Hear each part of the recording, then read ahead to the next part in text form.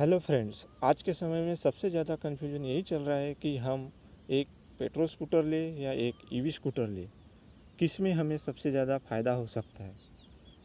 वैसे भी हमारी गवर्नमेंट नई नई स्कीम लेकर आती है, उसमें सब्सिडी भी देती है। इस तरह से वो हमें ईवी स्कूटर लेने के लिए प्रोत्साहित करती है। तो क्या वाकई में हमें एक ईवी स्कूटर लेना चाहिए? लेकिन फ्रेंड्स, ईवी को लेकर लोगों के मन में अलग अलग राय है। मतलब कि लोग यह कहते हैं कि ईवी स्कूटर बहुत कॉस्टली होती है, वो प्रॉब्लमेटिक होती है और वो आग भी पकड़ती है।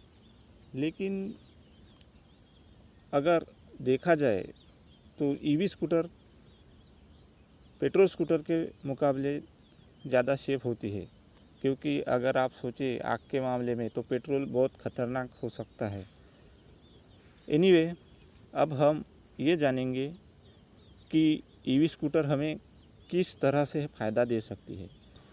सबसे पहले ईवी लेते समय हमें ज़्यादा कॉस्ट पे करनी पड़ती है, तो उस कॉस्ट को हम जल्दी से जल्दी कैसे रिकवर करें, यही समझते हैं। अगर हम ईवी को ज़्यादा से ज़्यादा चलाएंगे एक दिन में, तभी हमें ईवी की कॉस्ट जल्दी से जल्दी रिकवर होगी।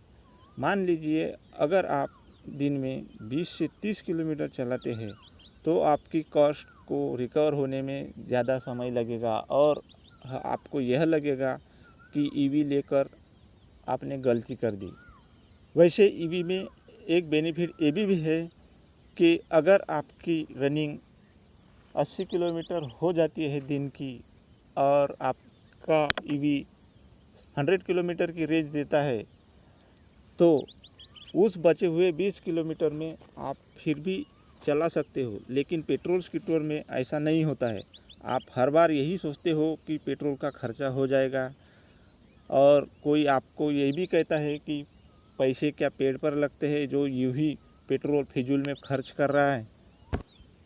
वैसे भी दोस्तों, स्टडी से ये पता चला है कि अगर सही मैनेजमेंट से ईवी स्कूटर को चलाया जाए तो वो हमें ज़्यादा बेनिफिट देती है, आरामदायक भी होती है और साथ में हमारे पैसे भी बचाती है। तो फ्रेंड्स, आइए अब कंपैरिजन करके किस तरह से हमें फ़ायदा होता है ये जान लेते हैं। तो सबसे पहले हम ये समझ ले कि दोनों स्कूटर का हम 3 साल का रनिंग कॉस्ट निकालेंगे, उसमें पता चल जाएगा कि किसका रनिंग कॉस्ट सबसे ज़्यादा है और किस में हमें फ़ायदा मिल सकता है। तो सबसे पहले पेट्रोल स्कूटर के बारे में जानते हैं।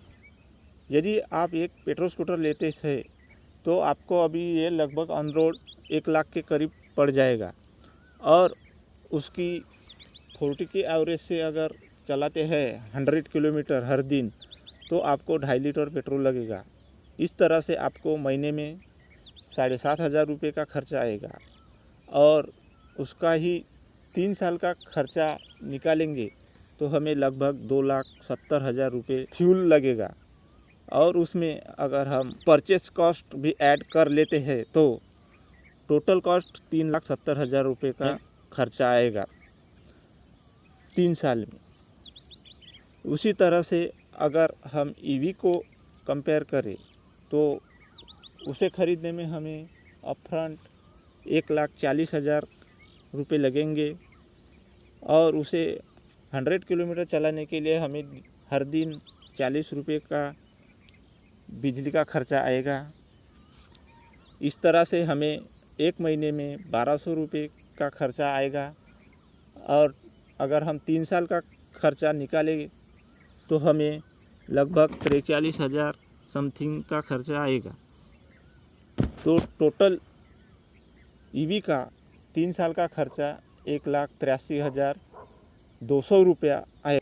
अब दोनों की कॉस्ट को हम कंपेयर करें तो हमें यह पता चलता है कि ईवी स्कूटर 3 साल में चलाने के बाद भी हम लगभग 1,86,800 रुपया बचा लेंगे।